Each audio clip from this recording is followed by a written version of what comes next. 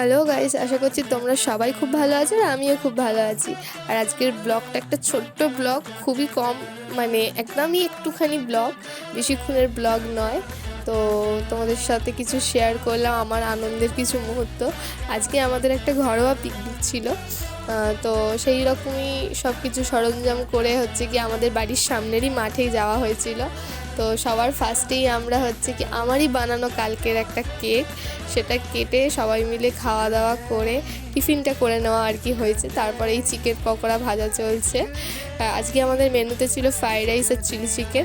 আর এদিকে হচ্ছে কি আমার যা, তার পুচকুলা, তারপরে আমার ননদ সবাই মিলে হচ্ছে কি মজা করছে, রোদ পোয়াচ্ছে, নাচানাচি হচ্ছিল।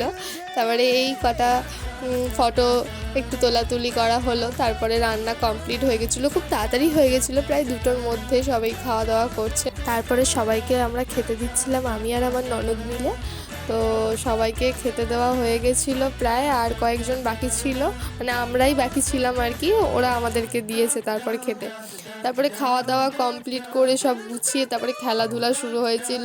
সবাই খুব মজায় হচ্ছে কি র্যাকেট খেলছিল, দুজন দুপাশে, মানে দুটো দল করে দুদিকে খেলছিল। আর বাচ্চাগুলোকে হচ্ছে কি ঘুড়ি উড়িয়ে দেওয়া হয়েছিল, ওরা বসে বসে ঘুড়িটাকে টানছিল আর আমি বসে বসে ওদের খেলা দেখছিলাম, কারণ আমি খেলে অনেকটা হাঁপিয়ে গেছিলাম।